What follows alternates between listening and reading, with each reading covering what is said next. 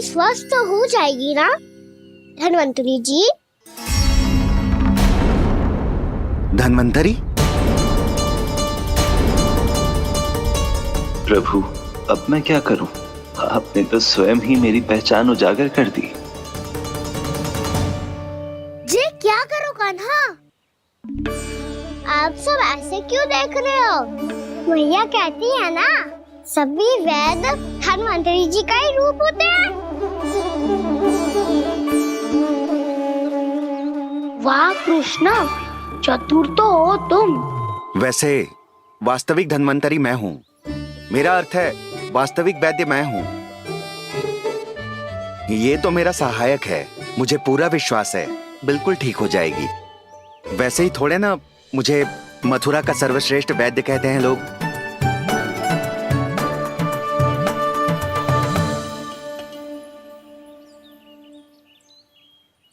जसोदा भाभी, जसोदा जी, जानकी को चेतना आ गई। जानकी, जानकी, जानकी, तू ठीक है ना? क्षमा करना भाभी, मैं आपके लिए जल ना ला पाई। बस बहुत भूख लगी है। मैं अभी कछ लाती हूँ। जानकी माखन खाओगी?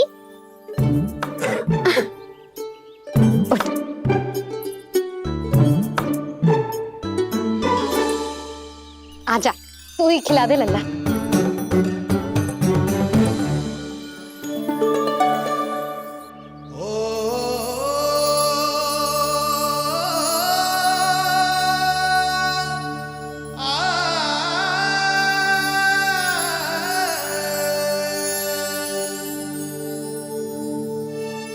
तुम सब मेरे लल्ला को माखन चोर कहती हो ना? आज देखो, अपना ही माखन जानकी को खिला रहे है।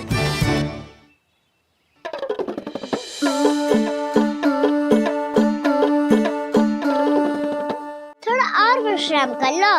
सदैव तुम हम सबकी सेवा करती हो, आज मैं तुम्हारी सेवा करूंगा। जानकी की जिज्ञासा तब हुई जब जय यशोदा काकी की सेवा कर रही थी, और अब देखो स्वयं भगवान ही इसकी सेवा कर रहे हैं। जानते हो इससे क्या सिद्ध होता है? जो भी यशोदा मैया की पूजा करेगा, अर्थात अपने माता पिता की सेवा करेगा, उनके साथ सम्मान से व्यवहार करेगा, ईश्वर स्वयं उसका ध्यान रखेंगे। कभी धन्वंतरी के रूप में तो कभी स्वयं कान्हा के रूप में। भक्त और भगवान का देखो कैसा ये अनुराग, स्वयं करे सेवा प्रभु, अद्भुत गोपी का भाग्य। प्रभु इन सब पृथ्वीवासियों से कितना घुल मिल गए हैं। ना तो ये प्रभु को भगवान मानते हैं और ना ही प्रभु अपने आप को इनसे सर्वश्रेष्ठ समझते हैं। अपने आचरण से ये सिद्ध कर रहे हैं कि ये सभी में हैं और सभी इनका ही अंश है।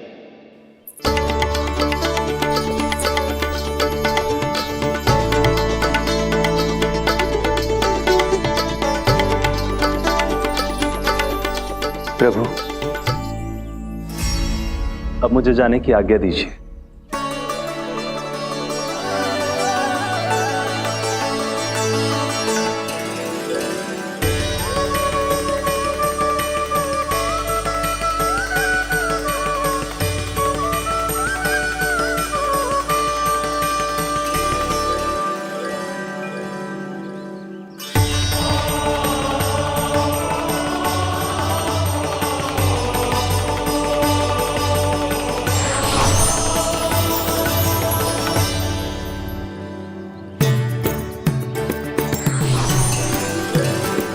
कान्हा ने तो सच्ची में धन्वंतरी जी को बुला लिया था।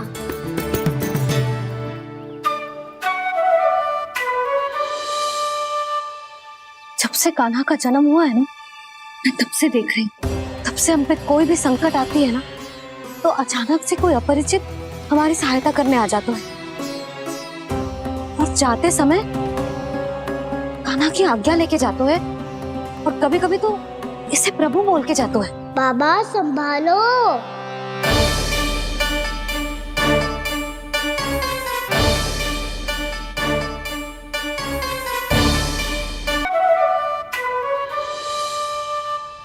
जब से कान्हा का जन्म हुआ है ना, मैं तब से देख रही हूँ, तब से हम पे कोई भी संकट आती है ना, तो अचानक से कोई अपरिचित हमारी सहायता करने आ जाते हैं और जाते समय कान्हा की आज्ञा लेके जाते हैं और कभी कभी तो इसे प्रभु बोल के जाते हैं।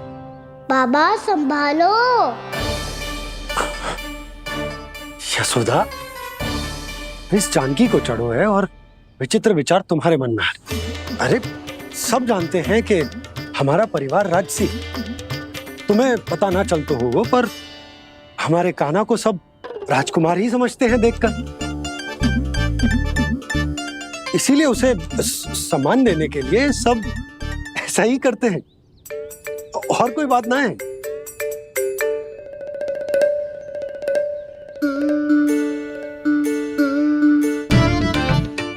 अब जे मेरे लल्ला को ऐसे क्यों घूर रहे हैं? बुरी दृष्टि लगाएंगे क्या? वैद्यराज जी, आपके सहायक तो गए, अब आप यहाँ क्यों? वो क्या है ना, मैं अपने रोगी का निरीक्षण करके पूरी तरह से संतुष्ट होकर ही जाता हूँ।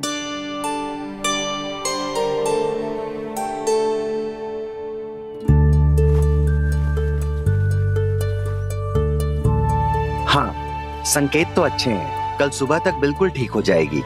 धन्यवाद वैद्य जी।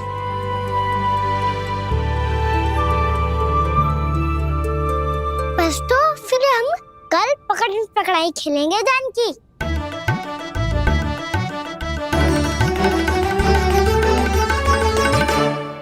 भानु, बंसी, जाकर उस क्षेत्र के चारों ओर बाड़ बनवा दो और वहां सूचना पट्ट भी लगा देना, ताकि जानकी के साथ जो हुआ है वो किसी और के साथ ना हो। शीघ्र जाओ। जी ठीक है।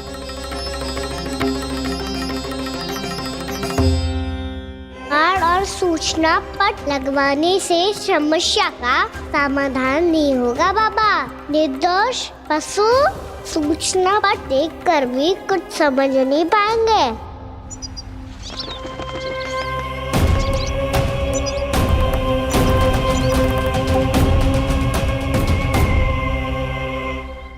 तो तुम्हारे कहने का अर्थ यह है कि व्योमासुर मारा जा चुका है और वो बालक अब भी जीवित है। हाँ महाराज, मैंने गोप बालकों को कहते सुना था कि कृष्ण ने छलिया को मोक्ष दे दिया है, पर वृंदावन सुरक्षित नहीं है महाराज। वो एक बहुत बड़ी समस्या से जूझ रहे हैं। कैसी समस्या? गांव के निकट क्षेत्र में किसी विषैले सर्प का निवास है। उसके विष का प्रभाव इतना भयानक है महाराज, जैसे विष ना हो, स्वयं हलाहल हो। मेरी कोई भी औषधि रोगी का उपचार नहीं कर पा रही थी। निकट के क्षेत्र में कहां है वो सर्प? गोप मानते हैं कि वो सर्प गांव के निकट यमुना नदी के जल में रहता है। मुझे तो लगता है महाराज, ये कालिया नाग की कथा कोई किंवदंती या लोक श्रुति नहीं, एक सच्चाई है, एक विशैली सच्चाई।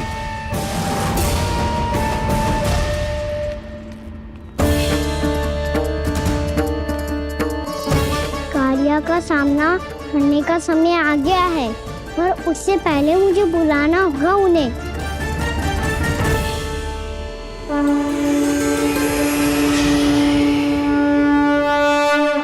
संसार के दारुण भय का नाश करने वाले, सभी कष्टों का हरण करने वाले, विश्व का समस्त ऐश्वर्य प्रदान करने वाले, कमल जैसे लोचन, मुख और चरणों वाले आजानुभूत श्री राम को मैं बार बार नमस्कार करता हूँ।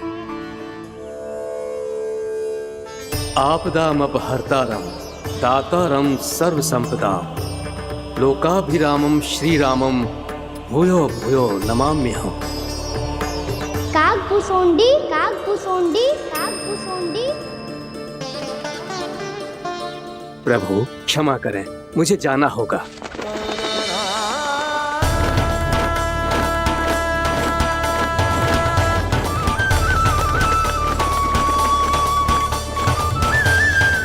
प्रणाम प्रभु।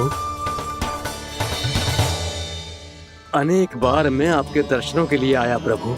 कभी नंद भवन के झरोखों से आपके दर्शन करके चला जाता था, तो कभी दूर किसी वृक्ष की आड़ से आपको निहार लिया करता था। आज आपने स्वयं मुझे बुलाकर धन्य कर दिया प्रभु।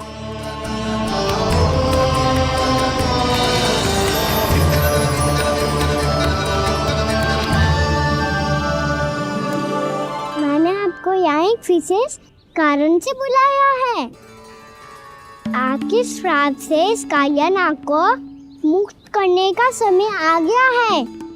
ये तो बहुत ही उत्तम समाचार है प्रभु। इतने वर्ष बीत गए, मुझे आज भी स्मरण है वो दिन जब मैंने उन्हें श्राप दिया था। अपने क्रोध पर नियंत्रण खोकर बहुत बड़ी भूल कर दी थी मैंने प्रभु। बीती हुई घटनाओं पर दुखी होके कोई लाभ नहीं है। हमें भविष्य की ओर देखना होगा।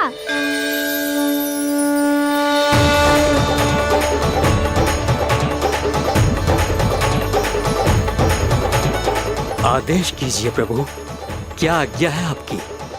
जब मैं कालिया नाग का सामना करने जाऊं, तो आप यहीं रहिएगा। आपको अपने आप पता चल जाएगा कि कब क्या करना है। और हाँ, लौटते जाते समय नारद मुनि से कहिएगा, वो आकर मुझसे भेंट करे। अवश्य प्रभु, प्रणाम। क्या इसने सच्ची में देवर्षि नारद को बुलाया है? नारायण नारायण, आपको संदेश भेजने की आवश्यकता नहीं थी। आप स्मरण करते और मैं चला आता। तुम्हारा कल्याण हो नारद।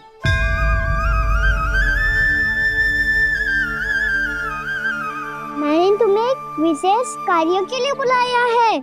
आज्ञा दीजिए प्रभु।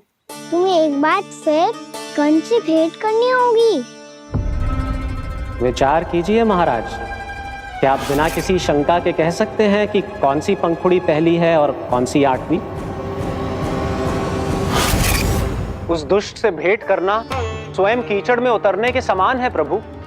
कमल पुष्प प्राप्त करना हो तो कीचड़ में उतरना पड़ता है नारद। आपका आदेश तो मैं स्वप्न में भी नहीं टाल सकता प्रभु। कंस कालिया नाग के बारे में जान गया है, पर वो उसका सामना करने का साहस नहीं कर पाएगा। मैं आतुर हूँ प्राप्ति, मूर्ख नहीं। मेरी बुद्धि फिर नहीं गई है।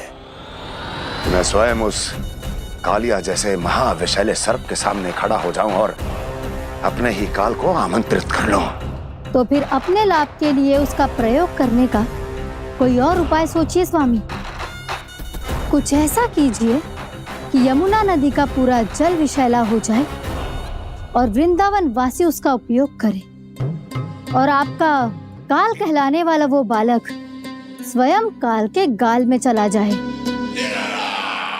उत्तम उत्तम सुझाव है प्राप्ति। अब मुझे उस कालिया तक पहुंचने का मार्ग ढूंढना होगा। उसको विवश करने का कोई उपाय ढूंढना होगा, क्योंकि व्यक्तिगत रूप से उससे भेंट करना असंभव है। असंभव। आप सही कह रहे हैं प्रभु। कंस में उतना सामर्थ्य नहीं कि वो कालिया नाग का सामना स्वयं कर सके। वैसे तो कालिया गरुड़ देव का भी सम्मान नहीं करता, तो फिर वो कंस का सम्मान क्यों करेगा भला? नहीं करेगा, पर कंस तुम्हारा सम्मान अवश्य करेगा नारद। तुम्हारी बातें भी सुनेगा और मानेगा भी। ये मेरी योजना का बहुत ही महत्वपूर्ण भाग है। तुम कंस के पास जाओ और कहो कि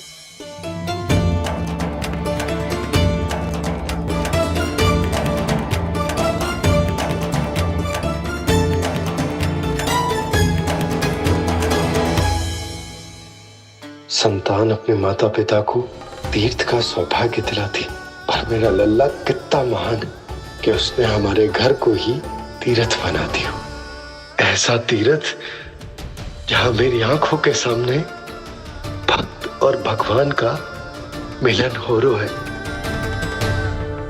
जो आज्ञा प्रभु।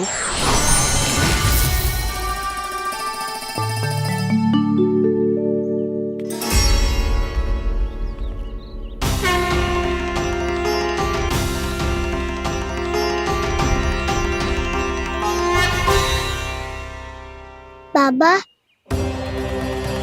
कान्हा, ये सब क्या चल रहा है? पहले काक भुसुंडी जी और फिर जे नारद जी। क्या योजना बना रहे हो तुम? कान्हा, बताना लल्ला, क्या सोच रहे तू? कान्हा देख, अगर तुझे अपने बाबा को ना बताना हो ना, अपने भक्त को बता दे। क्या सोच रहे हो लल्ला? क्या करने वाले हो आप?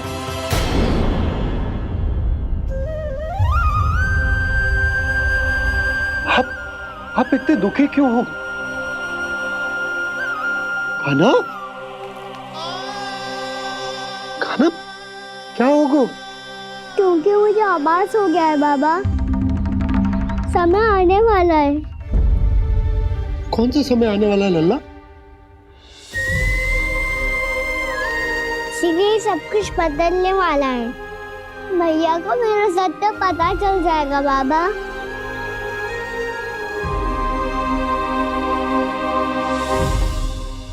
पर लल्ला, इसका काक भुसुंडी और कालिया नाग से क्या संबंध है? ऐसा क्या हुआ था और क्या होने वाला है?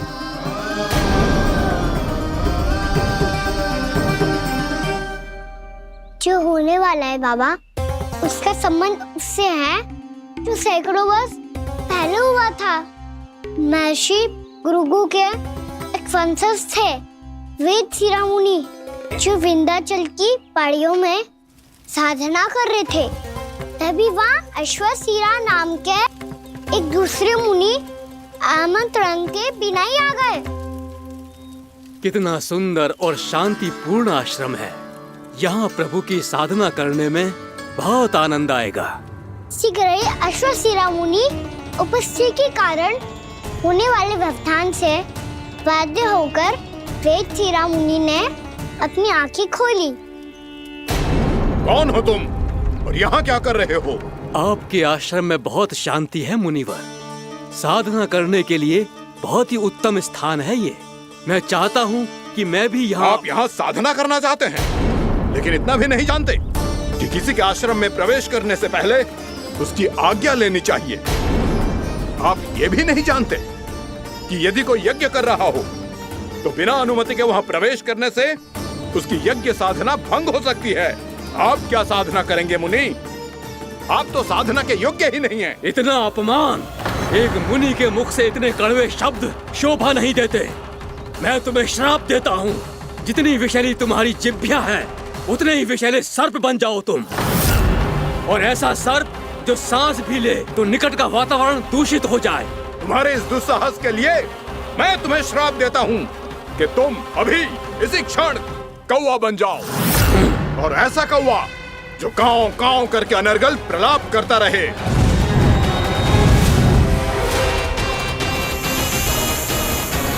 ये मैंने क्या किया? ये मैंने क्या किया? क्रोध के कारण दोनों ने एक दूसरे को श्राप दे दिया। पर दोनों ही मेरे भक्त हैं, और भगवान होकर मैं अपने भक्तों को इतनी कठिनाई में कैसे देख सकता था।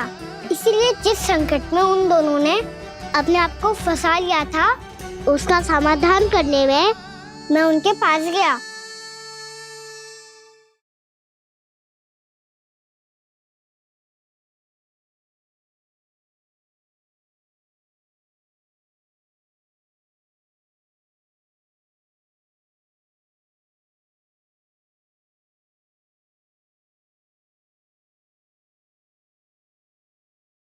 तंग करे मैया को खिजाए, खेले रूठे मना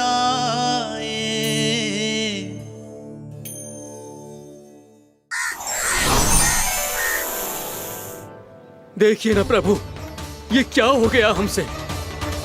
हमारी रक्षा कीजिए प्रभु, मार्ग दिखाइए हमें। क्रोध पर नियंत्रण ना होने के कारण आप दोनों ने एक दूसरे को बहुत ही भीषण संकट में डाल दिया है। आप दोनों ही तपस्वी, तप के बल से दिए गए आपके श्राप को लौटाना भी संभव नहीं है। प्रभु कोई तो उपाय होगा, हम आपके शरण में हैं प्रभु। अपराध तो हमसे हुआ है प्रभु, पर अब आपसे ही आशा है। कुछ ऐसा कीजिए भक्त वत्सल, जिससे हम दोनों के श्राप का प्रभाव कुछ कम हो जाए। आप दोनों ही मेरे भक्त हैं, इसलिए आपकी पीड़ा का निवारण करने का एक उपाय है मेरे पास। वेद शिरामुनि, जब आप कालिया नाग बनेंगे तो आपको मेरे चरणों को अपने शीश पर धारण करने का सौभाग्य मिलेगा। और अश्र शिरामुनि, आप काग योनि होने के बाद भी आप श्रेष्ठतम ज्ञान और सर्वाधिक यौगिक सिद्धियों के स्वामी होंगे और प्रवचन दिया करेंगे। इसके बाद अश्वशिरा मुनि काक भुसुंडी बन गए, जिन्होंने आगे चलकर सेम गरुड़ देव को रामायण सुनाई। और मुनि वेदशिरा, महर्षि कश्यप और देवी कत्रियों के पुत्र कालिया नाग बनकर जल में। और अब वही कालिया नाग जमुना जी में, जिनके कारण जानकी के प्राण लगभग चले ही गए थे। अब कालिया नाग को उचित स्थान पर भेजने का समय आ गया है बाबा। पर ये तो अच्छी बात है कान्हा, वेदशिरा मुनि को दिया हुआ तुम्हारा वचन भी पूरा हो जाएगा, जमुना जी की शुद्धि भी हो जाएगी। इस सब के बाद भी तुम दुखी क्यों हो? क्योंकि इसके बाद मैया के सामने मेरा रहस्य खुल जाएगा बाबा। उन्हें पता चल जाएगा कि उनका बालक कोई साधारण बालक ना है। भविष्य में जो होने वाला है उसे सबके सामने घटने से रोकना मेरे लिए भी संभव ना होगा। मैया को सब पता चल जाएगा। क्या पता चल जाएगा रे मुझे?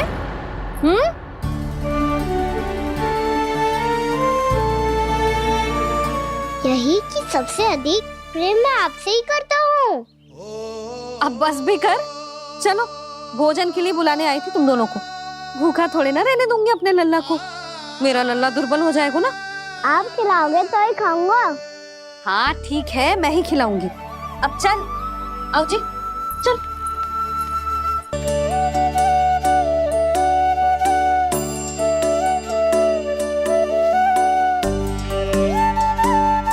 मैया खेलो ना मेरे साथ। मैया सुनो ना, मेरी बात ना मानोगी? अभी बहुत कार्य पड़े लल्ला, देख जानकी को औषधि भी देने जानो है ना।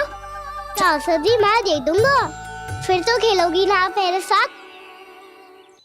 पिछले कुछ दिनों से अपनी मैया का अधिक से अधिक प्रेम पाने का प्रयास करो है कान्हा।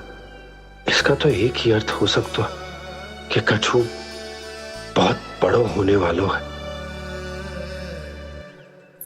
कान्हा रुक जा लल्ला। कान्हा क्यों तंग कर रहा है? मैया को पहन लेना। कान्हा, कान्हा, ये क्या करो तूने?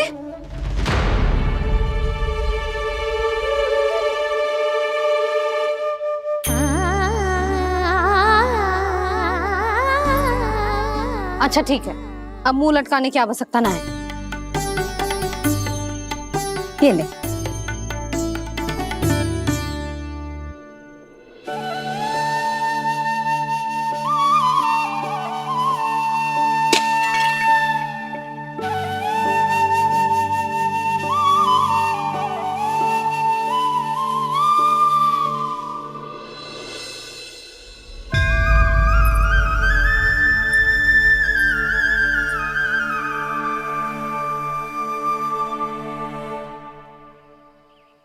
तंग करे मैया को खिजाए, खेले रूठे मनाए, लीला अनोखी करके शरारत, कान्हा दंड भी पाए।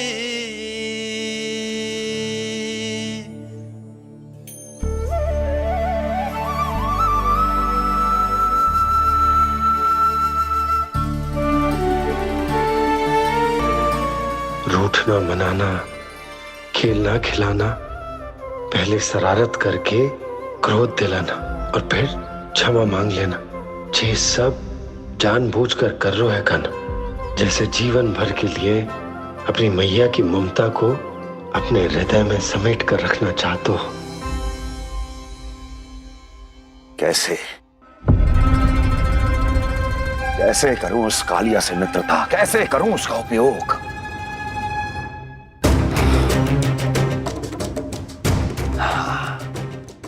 उस पर आक्रमण कर देता हूं और उसे किसी ना किसी तरह से यह विश्वास दिला देता हूं कि यह आक्रमण उस विष्णु अवतार ने किया है। फिर वो क्रोध में आकर सारे वृंदावन वासियों को अपने विष से समाप्त कर देगा। उचित है, ये उचित है। नारायण हरि, नारायण हरि।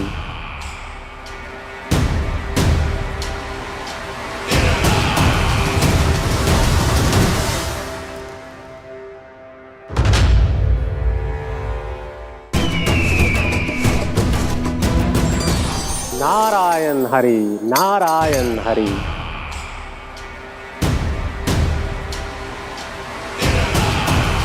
प्रणाम देवर्षि। किस योजना में कितना लाभ है और कितनी हानि, यह आंकलन करते करते थक गए होंगे मथुरा नरेश। देवर्षि, आज मेरा ध्यान कैसे आ गया आपको? आप तो सदैव ही मेरे ध्यान में रहते हैं महाराज कंस। सत्य तो यह है कि मथुरा में जो भी हो रहा है मुझसे छिपा हुआ नहीं है। मैं जानता हूं कि आप किसी भी असुर को वृंदावन क्यों ना भेजें, और वो असुर कितना भी शक्तिशाली क्यों ना हो, कृष्ण का सामना नहीं कर पाता। या तो पराजय स्वीकार करके आपके पास लौट आता है, या तो फिर वीर गति को प्राप्त हो जाता है।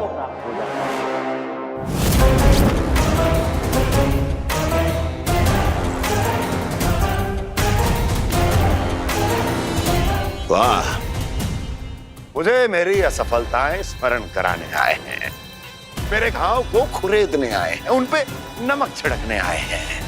मित्र को शत्रु समझने की भूल मत कीजिए महाराज कंस।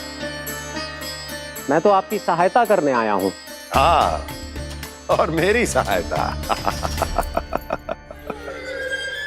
कृष्ण विष्णु अवतार है, आप विष्णु के भक्त हैं। मैं हूं विष्णु द्रोही, फिर भी तो आपके आराध्य को हानि पहुंचाना चाहता है, उसकी सहायता करना चाहते हैं आप। क्या आप निश्चित रूप से कह सकते हैं कि आप ब्रह्मांड के सभी नियमों को अच्छी तरह समझते हैं? अवश्य। आपके लिए बस इतना ही जानना पर्याप्त होगा कि मैं जो कुछ भी कर रहा हूं उसके लिए मेरे व्यक्तिगत कारण हैं। मैं तो बस आपके हित में पिछली बार की तरह एक सुझाव लेके आया था, पर यदि आप मेरा सुझाव सुनना भी नहीं चाहते तो आपकी इच्छा। नारायण हरि, नारायण हरि। कारण चाहे जो हो, इनके पिछले सुझाव के कारण ही आज मेरे शत्रुओं की संख्या कम है, अन्यथा मैं देवकी के अन्य पुत्रों को भी जीवित छोड़ देता, और आज वो सब अपने भाई के साथ मिलकर उसकी शक्ति को अनेक गुना बढ़ा देते। ठहरिए देवऋषि,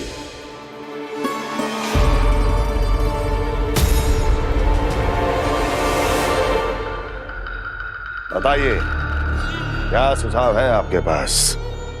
मेरे सुझाव का नाम है कालिया नाग।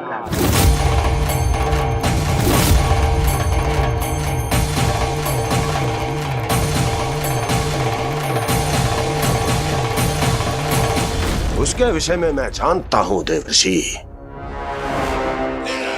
तो समस्या यह है कि मैं स्वयं उससे मिलने नहीं जा सकता, उससे भेंट नहीं कर सकता। उस कृष्ण की हत्या के लिए उसको वृंदावन जाने के लिए तैयार नहीं कर सकता। तो मत जाइए उसके सामने, और ना उसे भेजिए कृष्ण के सामने। हर बार आप किसी न किसी असुर को अपने शत्रु के क्षेत्र में भेजते हैं, जहां शत्रु उसका सामना करने के लिए पूरी तरह से तैयार होता है और आपका असुर मारा जाता है। इस बार शत्रु को युद्ध स्थल चुनने का अवसर मत दीजिए महाराज। इस बार योजना का जाल ऐसे बुनिए कि कृष्ण स्वयं उसके पास जाने के लिए विवश हो जाए। कालिया नाग स्वयं काल है, मृत्यु का दूसरा नाम है। उसके विष का उपयोग अपने लाभ के लिए कीजिए महाराज। वैसे कालिया के विष की अधिकता का अनुमान तो होगा ही आपको।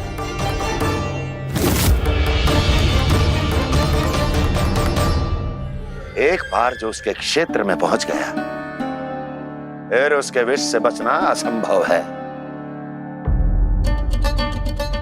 उचित सुझाव है देवर्षि, उचित सुझाव है। देवर्षि, उस छलिया विष्णु की भक्ति करते करते आप भी उसके रंग ढंग सीख गए हैं। उचित है। उचित है।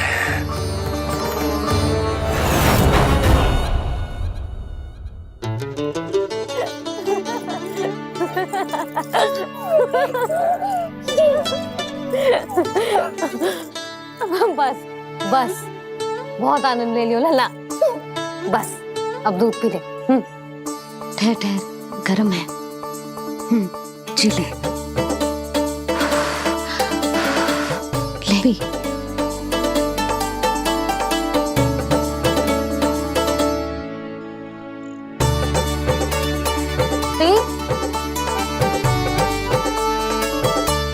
मैं ना होती तो ना जाने क्या हो तो तेरा। अपने आप दूध भी ना पी सकते है, भावला कहीं का। आपकी इस प्रेम के लिए तो मैं धरती पे आया हूँ मैया। मैं भी यही सोच रहा हूँ यशोदा कि तुम ना होती तो मेरा क्या होता। इसी बात पे थोड़ा दूध और कजू खाने को दे दो।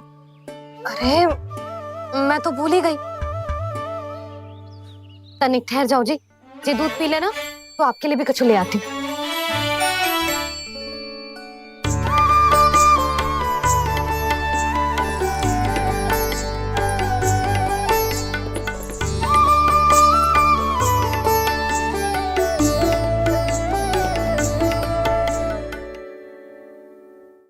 प्रणाम महाराज। आपकी आज्ञा के अनुसार बिल्कुल वैसा ही पत्र तैयार किया है जैसा आप चाहते थे।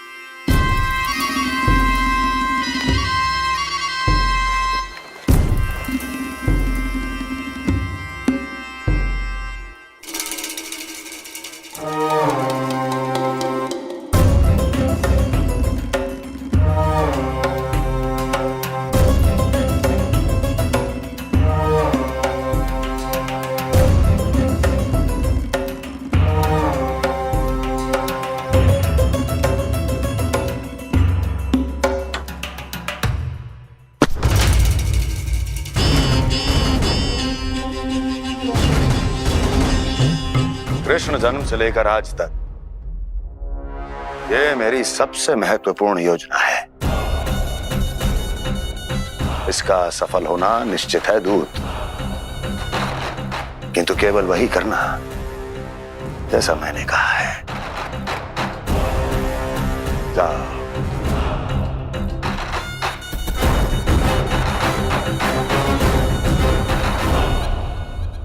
कान्हा,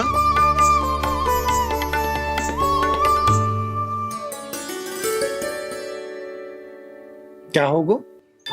बाबा मैं चाहता हूँ कि मैया की ममता क्रिस्टल फ्रेम की वर्षा मुझ पे सरते ऐसे होते रहे। वो तो होती रहेगी लल्ला। अपने लल्ला के लिए किसी मैया का प्रेम कभी कम हो सकता है भला? नंदराज, वो मथुरा से एक दूत आयो है महाराज कंस का राजपत्र लेके।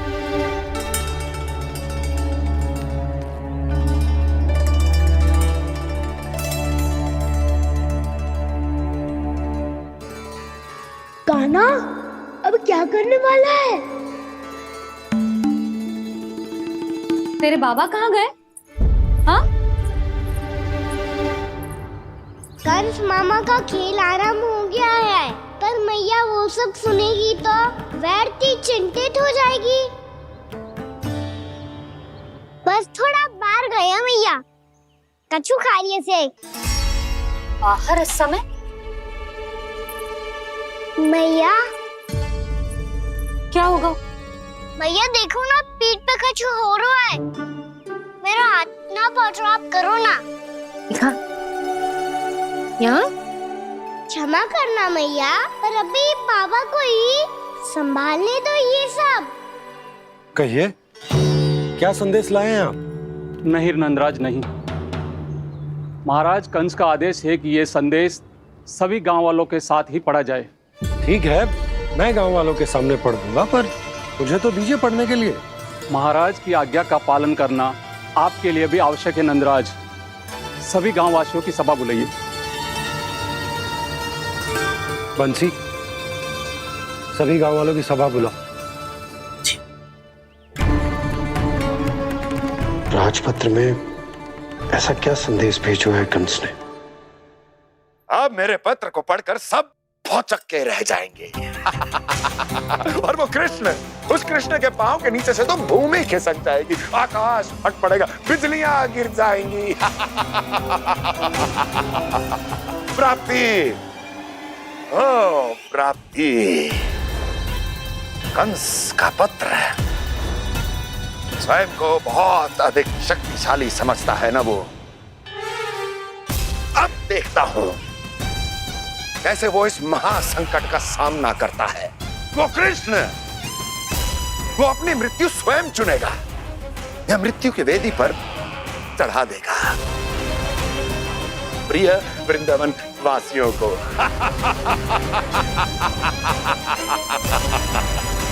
अब आएगा आनंद प्राप्ति, अब आएगा आनंद। सबको इकट्ठा करवा के ही पढ़वाएगो। अवश्य ही कोई विशेष संदेश दिया होगा कंस ने। मैं भी यही सोच रही हूँ सुलक्षणा जी, कछु ना कछु तो विशेष है, पर जे हो क्या सकता है? हाँ, बात तो सही है। ऐसा क्या हो सकता है? सभी गांव वासियों के सामने कहा जाए, कछु तो विशेष अवश्य लग रहे हैं। बाहर तक कोलाहल क्यों हो रहा है? मैया, मैया, अब क्या होगा? मैया देखो ना, सर पे कछु हो रहा है। लल्ला, नारायण ने तुझे हाथ दिए हैं ना? पीठ की बात अन्य थी। अपने सिर की सेवा स्वयं कर। सर पे तो हाथ पहुंच रहा है ना?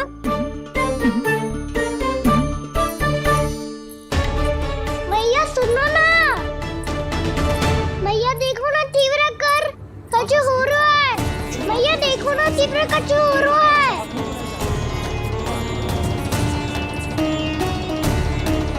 सब लोग आ चुके हैं, अपना संदेश सुनाइए आप। गोपराज नंद और सभी वृंदावन वासियों को सूचित किया जाता है कि मथुरा अधिपति और आप सभी के महाराज कंस ने कल सुबह भव्य पूजा का आयोजन किया है। इसके लिए राज्य को वृंदावन के क्षेत्र के निकट यमुना नदी के मध्य में खिलने वाले 1 कोटि कमल के पुष्पों की आवश्यकता है। इसीलिए आप सभी को यह आदेश दिया जाता है कि ये सभी कमल के पुष्प प्रथम पहर से पहले राजसभा में पहुंचा दिए जाए। इतने सारे पुष्प, वो भी प्रथम पहर से पहले कैसे हो सकते हैं? यदि आप ऐसा करने में असफल रहे तो इसे राज आज्ञा का उल्लंघन माना जाएगा और राजद्रोह के आरोप में आप सभी को कड़े से कड़ा दंड दिया जाएगा। स्मरण रहे, यदि कल की पूजा में इन 1 कोटि कमल के पुष्पों का ना पहुंचने के कारण कोई व्यवधान आया तो समस्त वृंदावन वासियों को दोषी माना जाएगा और पूरे गांव को निवासियों सहित धूल में मिला दिया जाएगा। कल प्रथम पहर तक का ही समय है आप सबके पास।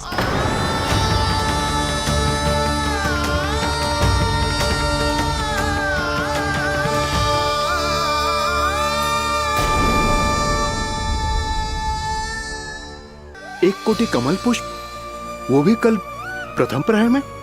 ऐसे कैसे संभव है? और कोई साधारण पुष्प ना, यमुना नदी के मध खिलने वाले विशेष कमल के फूल चाहिए उन्हें। लेकिन यमुना नदी में तो कालिया नाग ने विष घोल के रखा है, तो फिर कैसे हो पाएगा? यह संभव है। हमारी मृत्यु का संदेश भेजा राजा कंस ने। सदैव की भांति इस समस्या पर भी गांव के बड़े ही विचार करेंगे। बालकों का यहाँ होना उचित ना है।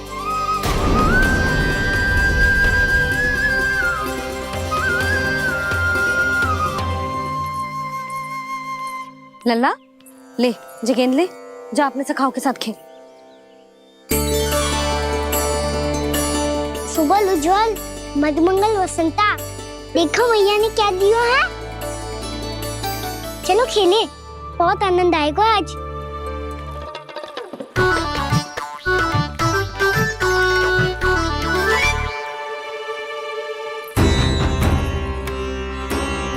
भानु, बंसी, जाओ और शीघ्र ही वो घेरे का कार्य समाप्त करो।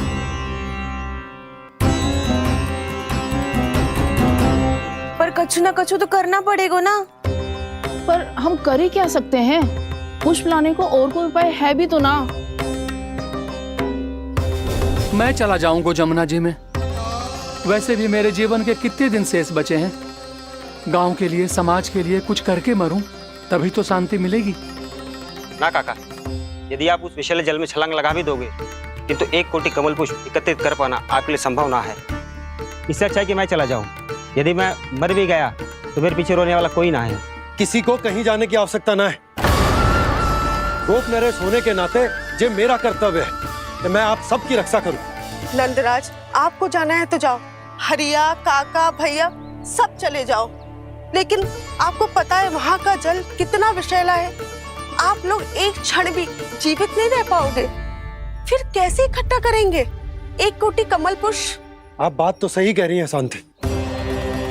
उस दुष्ट कंस ने ऐसी मांग रख के हम सबको फंसा दिया। हम में से कोई भी क्यों ना चला जाए और इस संकट का समाधान ना निकले को। कान्हा, बताना कौन सा खेल खेलें?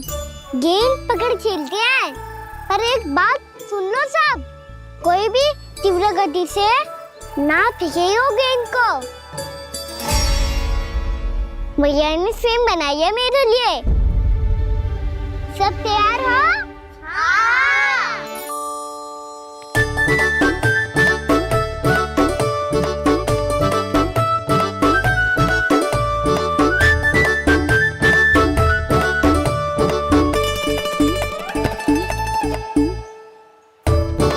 मुझे दो।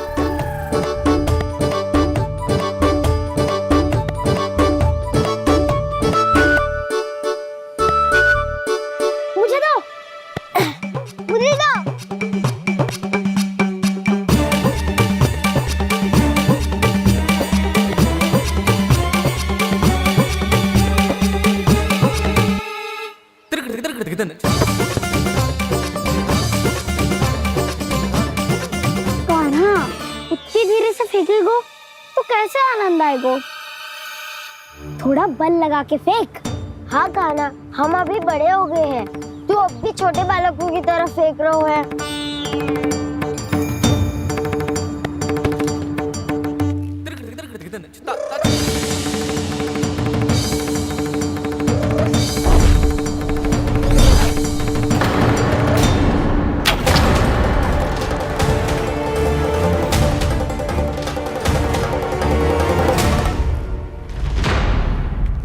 दीदी, ये क्या करो कान्हा? गेंद तो डूब गई।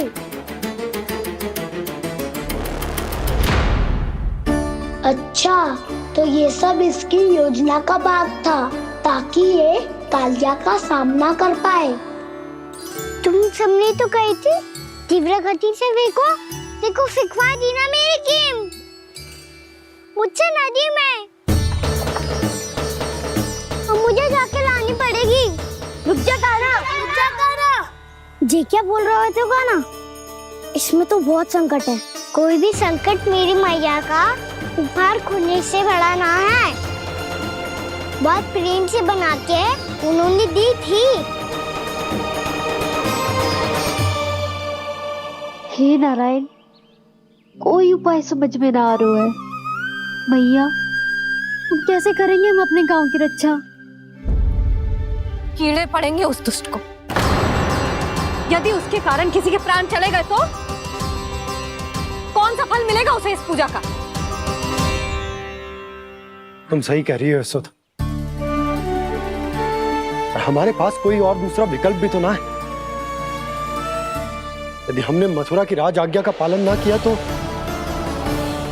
इसका दुष्परिणाम पूरे गांव को भुगतना पड़ेगा।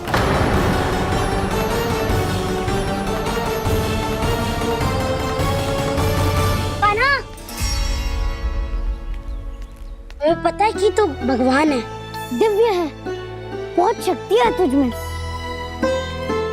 पर फिर भी हम तुझे विषैले जल में ना जाने दे सकते। कुछ होगा तो तुम सब इतनी हट कर रहे हो तो ठीक है, ना जाऊंगा। गेंद कहाँ गिरी है, कितनी दूर गई है, ये तो देख लूं, ताकि उसे बाहर निकालने का कोई उपाय ढूंढ पाऊं।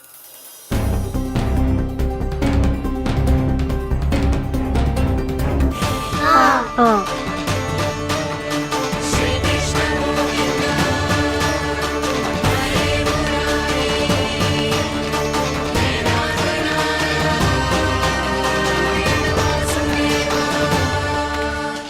कान्हा की ये लीला तो समझ ही नहीं आ रही।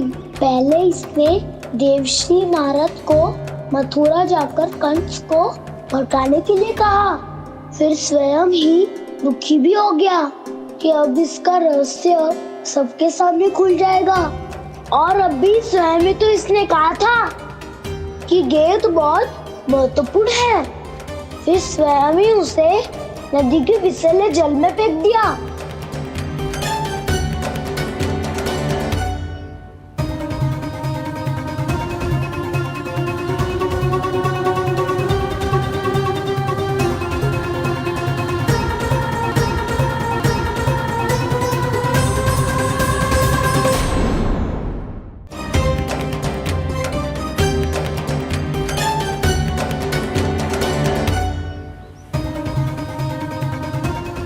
कान्हा, तू ऊपर क्यों चढ़ रहा है?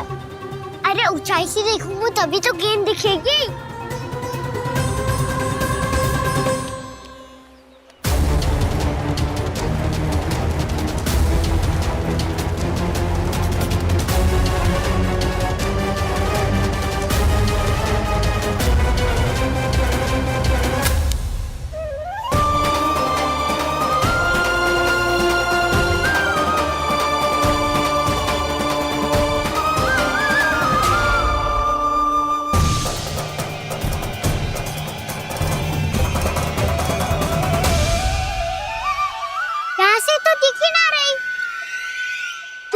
वहीं से फेंकी थी ना?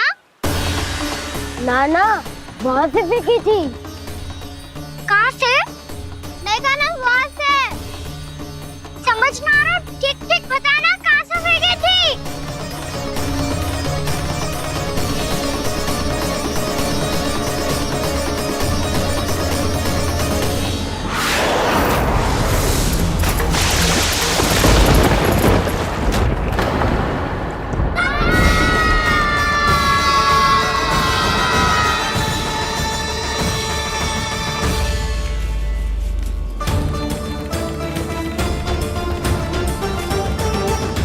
कालिया नाग के क्षेत्र में जाकर कोई भी जीवित वापस ना लौट सको है।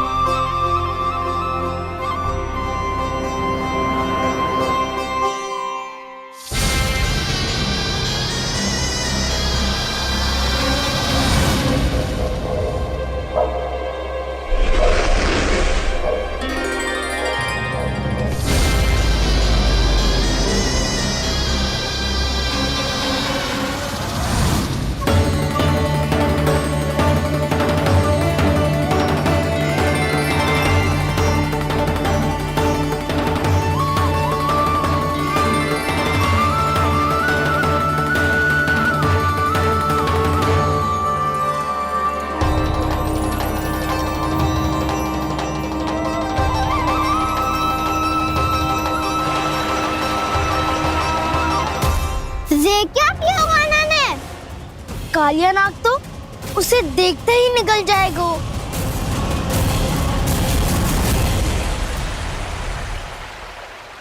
तो आरंभ से अब तक सब कुछ उसकी लीला का ही भाग था।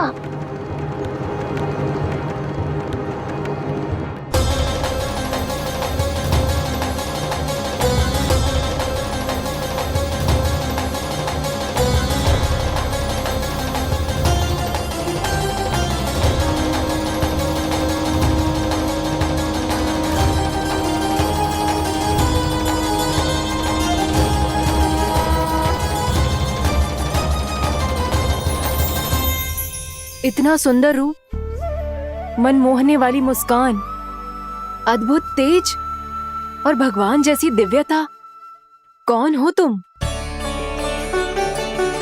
हाँ, तुम्हें देखकर तो हम सब सम्मोहित ही हो गए।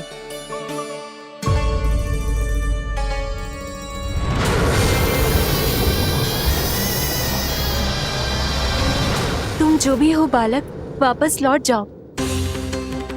हमारा हृदय तुम्हें ही देखते रहना चाहता है, किंतु यदि हमारे पति जाग गए तो तुम्हें अवश्य हानि पहुंचाएंगे। ये बहुत विषैले है बालक, कालकोट जैसे भयानक। इनके विष से तुम नहीं बच सकोगे। नंदराज, कालिया नाग के विष का प्रभाव बढ़ते ही जा रहा है। पहले 8 कोस तक उसके विष का प्रभाव था, अब तो 1 योजन से अधिक क्षेत्र में फैलो है। जल पीने के प्रयास से अनेक पशु मारे गए हैं और नदी के निकट के वृक्ष और वनस्पति सब नष्ट होने लगे।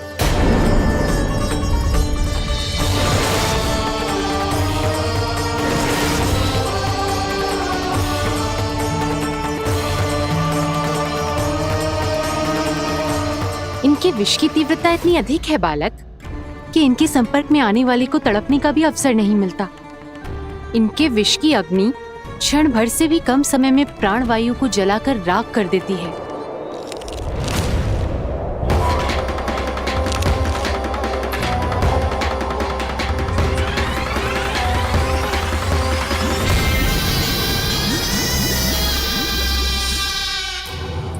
तब तो समस्या और भी गंभीर हो जाएगी। मैंने तो सुनो है कि कालिया नाग कम से कम 2 योजन लंबा है, सैकड़ों फन है उसके।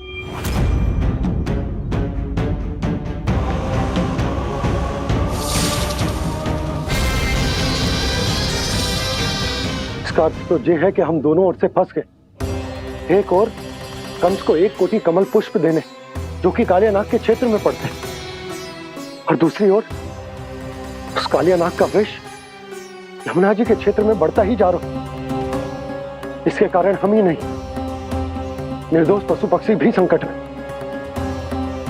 इन दोनों समस्याओं का एक ही समाधान है, उस कालिया नाग का सामना करना। और ये ना समझ आ रहा कि हम ये करेंगे कैसे, क्योंकि ये बात साधारण मनुष्य के बस की ना है। हमारे लिए ये असंभव है।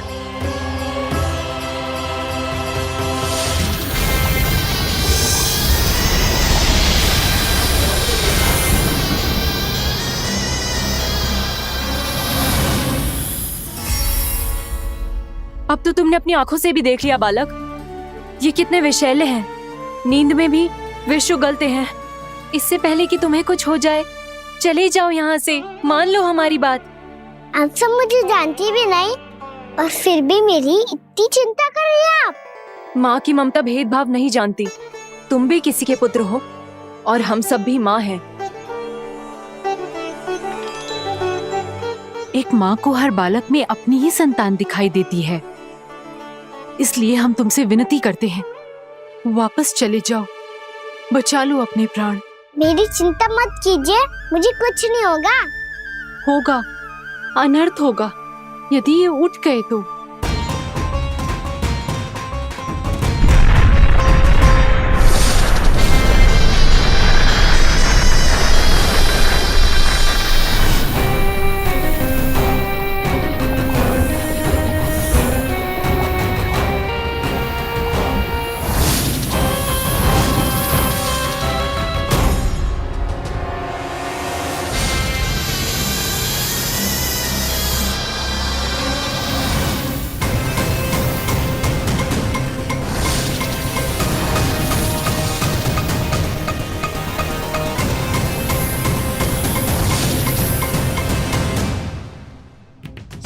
होते हुए भी अपने इश्क को केवल वही देख सकता है जो अपना अभिमान त्याग चुका हो।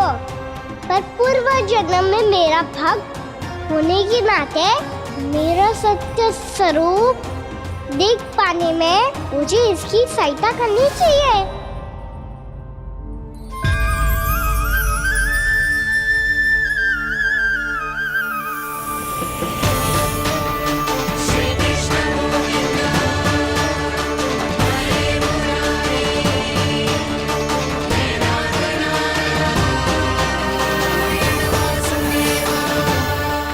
देखो हमारा छोटा सा कान्हा कैसे डट के खड़ा हुआ है, इतने विशालकाय, इतने महाभयंकर सबके सामने।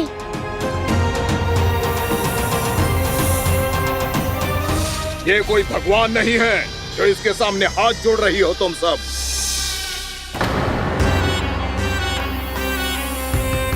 एक सामान्य साधारण बालक है ये, जो ये तक नहीं जानता कि इसके सामने है इसका काल, कालिया। तू कौन है बालक? मेरे इतने निकट आकर भी तू जीवित कैसे है? मेरी नहीं, अपनी चिंता करो कालिया। बहुत मनमानी कर ली तुमने। अब बस मैं तुम्हें रोकना हूँ। अब बस मैं तुम्हें रोकना हूँ। बित्ते भर का है तू, मेरे विष के बारे में जानता ही क्या है? और कहता है मुझे रोकने आया है। किससे? किससे रोकना चाहता है तू मुझे? मुझे क्रोध दिलाने की भूल मत कर बालक। अपनी फुंकार से ही तेरी इस मुस्कुराहट को अंतिम मुस्कुराहट बना सकता हूं मैं। शीघ्र बता, कौन है तू और किसने भेजा है तुझे? तुम्हें आवाज भी है कि अपनी पुकारों से तुम कितना विष भूल चुके हो। पवित्र यमुना नदी को कितना दूषित कर दिया तुमने। और यही नहीं, तुम्हारे कारण निकट के जीव जंतुओं, वृक्ष, वनस्पतियों सबको हानि पहुंच रही है। तो क्या? मुझे उससे क्या? मुझे है, मुझे है। आपत्ति है मुझे तुम्हारी इस व्यवहार से, और इसीलिए तुम्हें यहाँ से जाना होगा, यहाँ से जाना होगा।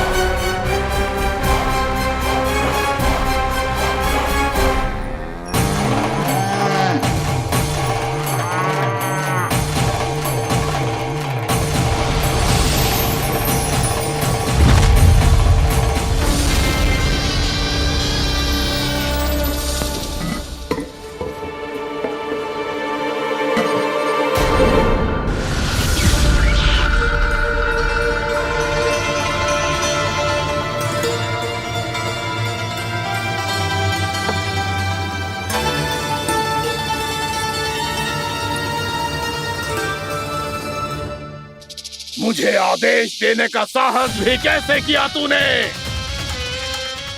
इस क्षेत्र को मैंने अपना राज्य बनाया है, मेरा परिवार रहता है यहाँ, और तू मुझे यहाँ से जाने के लिए कह रहा है?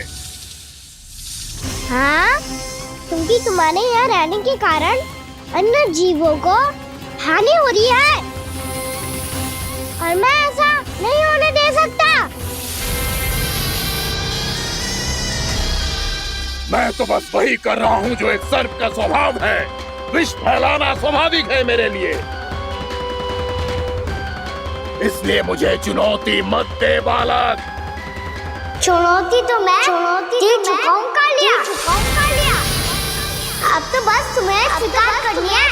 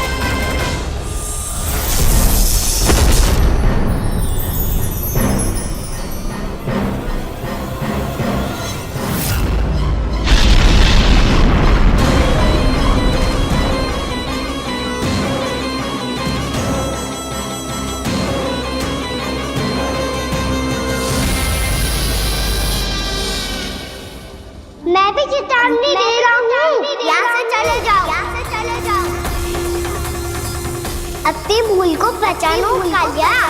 तुम जो कर रहे हो अनुचित है।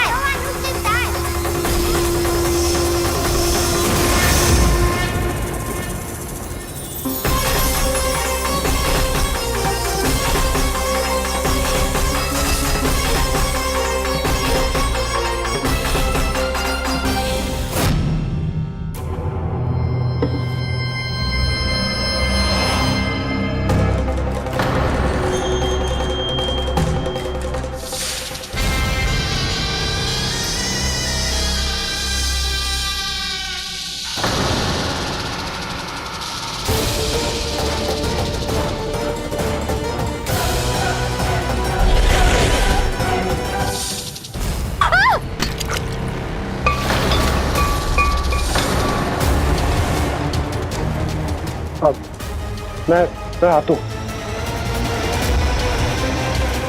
क्या हो गया सुधा? मुझे आवाज हो रहा है जी, कछु ना कछु गड़बड़ है। यशोदा, जो समस्या हमारे सामने है, हम सभी उसका समाधान खोजने में जुटे। तुम विश्वास करो, मैं कोई ना कोई समाधान अवश्य ढूंढ लूंगा। हम कैसे भी करके वो कमल के पुष्प उस कंस तक पहुंचा देंगे। नाना, समस्या उससे कहीं अधिक है, उससे कहीं अधिक बड़ी, उससे कहीं अधिक भयानक है।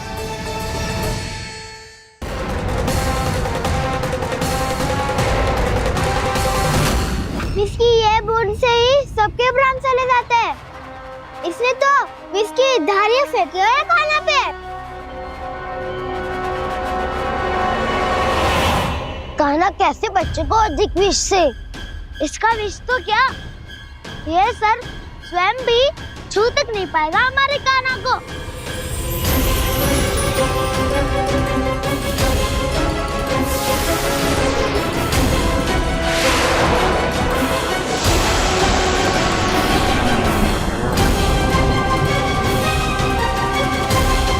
तुम्हारे सखा को, मेरे भाई को कोई हानि नहीं पहुंचा पाएगा। ये कान्हा का सत्य चाहे जो हो बलराम, पर अभी तो जो एक बालक ही है ना।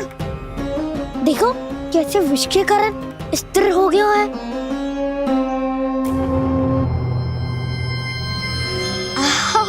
हाउ सर्फ ने कितनी आसानी से अपनी पूंछ से बांध लिया है। मुझे यहाँ से भगाना चाहता था ना तू? अब मैं तुझे दिखाऊंगा अपना सामर्थ्य। ये मूर्ख किसे बांधना चाहता है अपनी पूंछ में? उन्हें जिनका विस्तार सारे ब्रह्मांड में है, या उन्हें जो स्वयं अनंत है? पर देवराज, प्रभु ऐसा करने ही क्यों दे रहे हैं कालिया को? आप सब भूल रहे हैं देवगण। कालिया पूर्व जन्म में प्रभु का बहुत बड़ा भक्त था। उसी भक्ति का फल मिल रहा है अब इसे। वैसे भी भक्तों के मन का भाव सबल हो तो भगवान तो सहज ही बंध जाते हैं।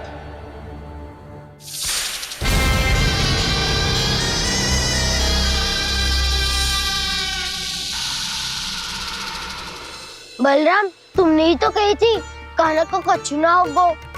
देखो दुष्ट ने चारों ओर से जकड़ लियो है।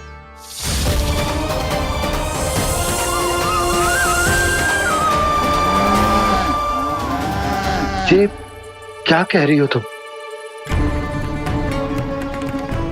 सुधा जी, क्या हुआ? घबरा क्यों रही हो आप? सुलक्षणा, मुझे आभास हो रहा है कुछ बहुत बड़ी अनहोनी हो गई है। नंदराज, नंदराज, नंदराज!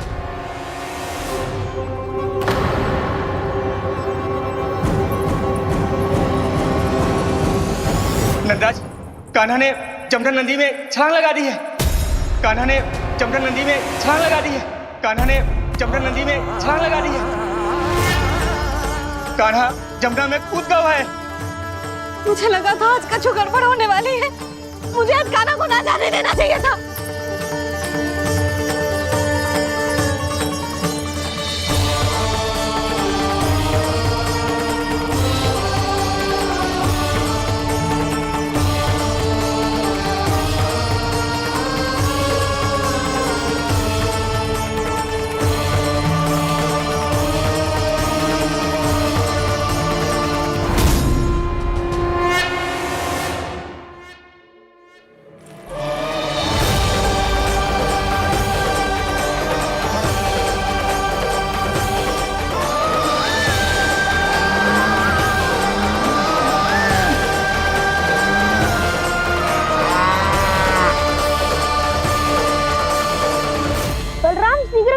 ना।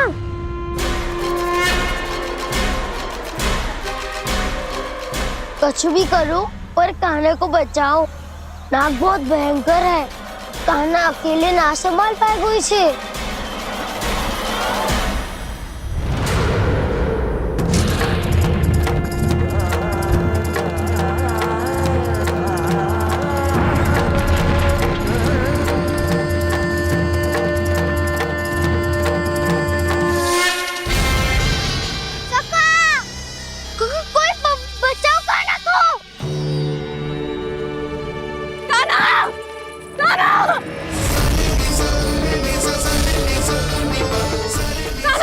यशोदा, यशोदा रुको। छोड़ दो मुझे, छोड़ दो मुझे। जीजी संभालो, बावली हो गई क्या?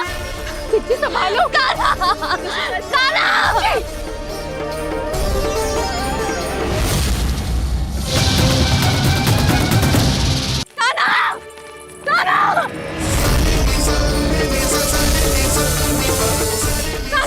यशोदा, यशोदा रुको। छोड़ दो मुझे, छोड़ दो मुझे। जीजी संभालो, बावली हो गई क्या? जीजी संभालो। कान्हा, कान्हा। देखो अब कैसे तुम्हारे अस्थियों को तोड़कर छोटे छोटे टुकड़ों में बदल दूंगा मैं।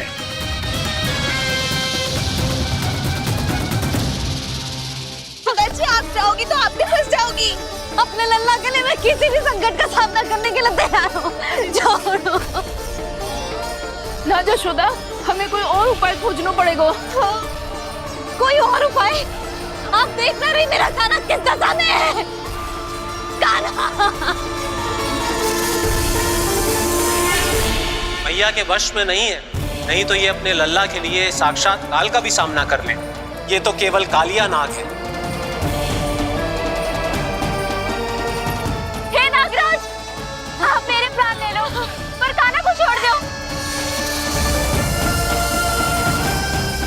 ना नागराज, आप मेरे प्राण ले लो, मैं विरोध भी ना करूंगी। ना नागराज, आप मुझे मार दो पर मेरे कान्हा को छोड़ दो। ना ना ना ना नागराज, मेरे प्राण ले लो, हमारे कान्हा से क्या शत्रुता है आपकी? प्रभु के लिए जो प्रेम यशोदा मैया के हृदय में है, वही इन सभी गोपियों के हृदय में भी है।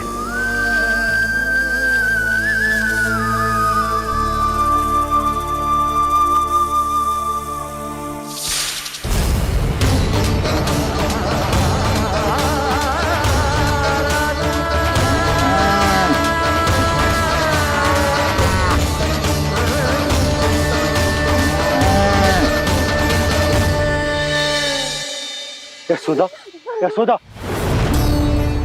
देखो इन गोपियों को, इन गैयाओं को। इन सब के मन में भी तुम्हारी भांति ही ममता भरी हुई। वो सब भी कान्हा से उतना ही प्रेम और स्नेह करती हैं, उतनी ही ममता से भरी हुई है जितनी कि तुम। तो तुम ही सोचो, जिसके साथ इतनी ममता और इतना स्नेह, इतना प्रेम, उसका कोई क्या कर सकता है? उस कालिया नाग का वेश इस सब आशीर्वादों के सामने कछु न है। कछु करो जी। उसे बोलो वो मेरे प्राण ले ले, मेरे कान्हा को छोड़ दे। यशोदा,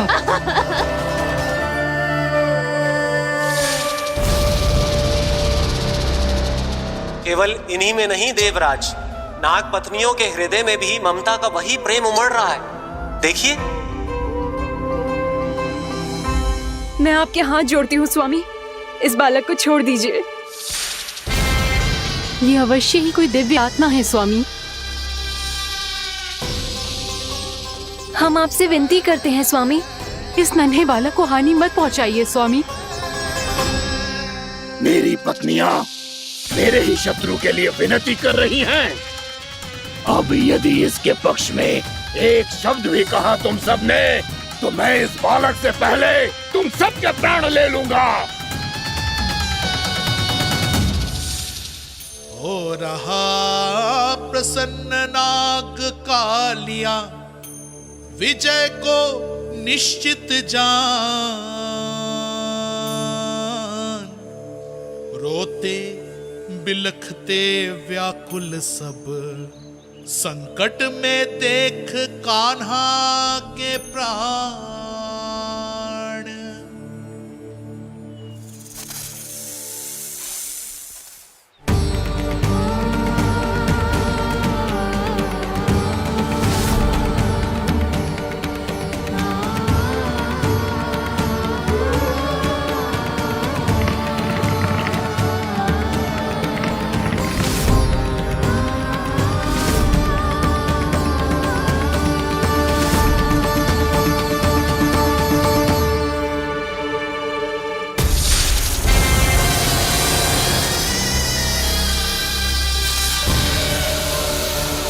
कुछ करो जी, मेरे लल्ला को बचा लो, कोई तो कुछ करो।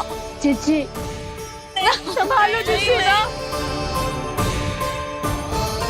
यशोदा, यशोदा तुम शांत हो जाओ, मैं कान्हा को वापस लेकर आऊंगा, मैं रक्षा करूंगा उसकी। ना नंदराज, नंदराज नहीं, कम से कम आप तो समझो नंदराज, कालिया के पास आप जाओगे तो आप भी फंस जाओगे।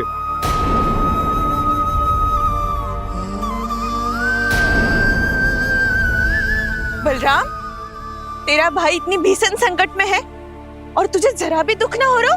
क्या आप सब अब तक नहीं समझ पाए कि कान्हा सच में कौन है? छोटे बाबा, आप तो उसका सत्य जानते हैं ना?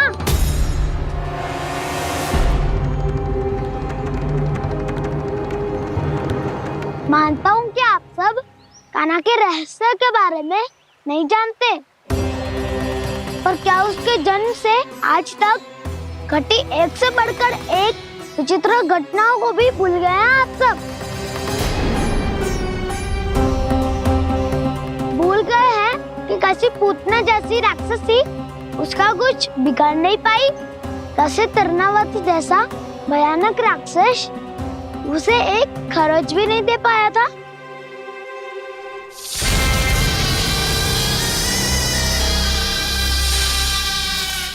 आप सबने अपनी आंखों से देखा था ना, बकासुर से कान्हा की रक्षा करने देवता स्वयं आए थे, पर सत्य तो ये है कि वह सभी देवता भी उस असुर के सामने असमर्थ हो गए थे।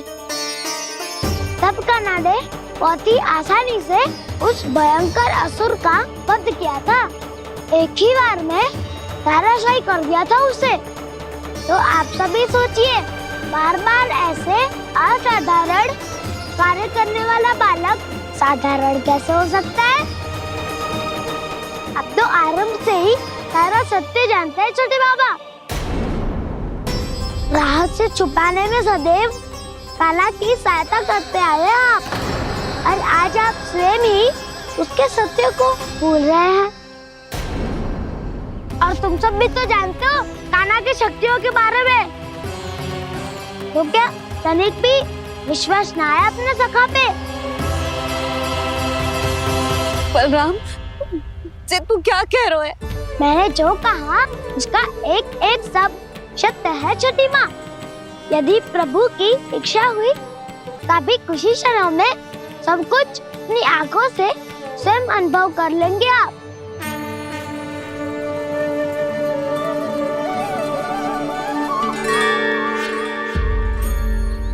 शांताकारं भुजगशयनं पद्मनाभं सुरेशं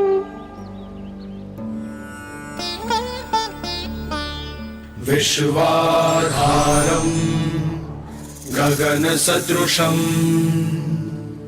मेघवर्णं शुभांगं लक्ष्मीकान्तं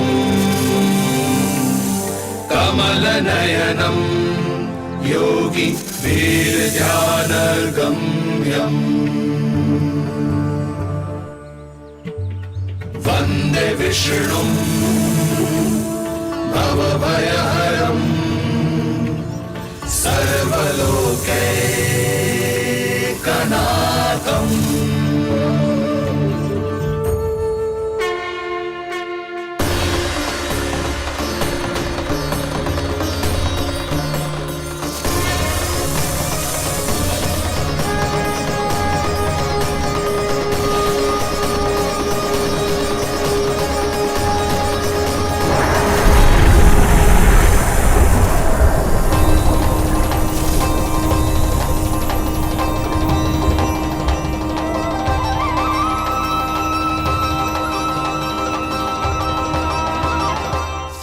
तुझे क्या लगता है बालक कि तू मेरी जकड़ से निकल गया तो अब बच जाएगा तू?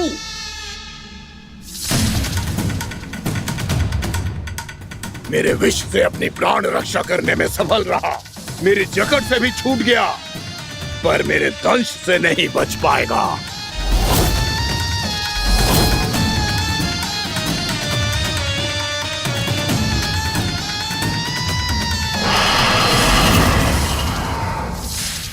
अब भय से भाग रहा है, पर मैं तुझे मृत्यु देकर रहूंगा।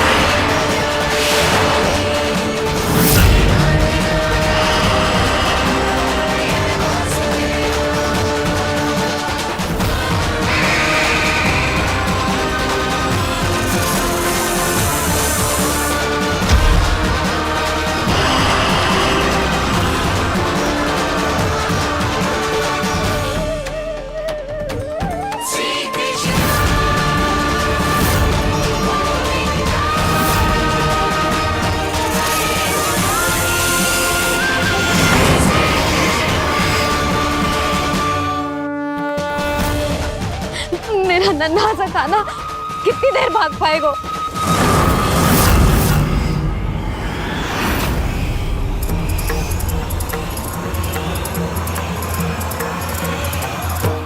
और कितनी प्रतीक्षा करोगे मेरी भक्त कालिया? भक्त नहीं, काल हूं मैं तेरा। जब अहंकार का मुकुट बुद्धि को ढक लेता है तो भक्त अपने भगवान को भी नहीं पहचान पाता। व्यर्थ की पहेली में मत उलझा बालक, ना मैं भक्त हूँ और ना तू भगवान।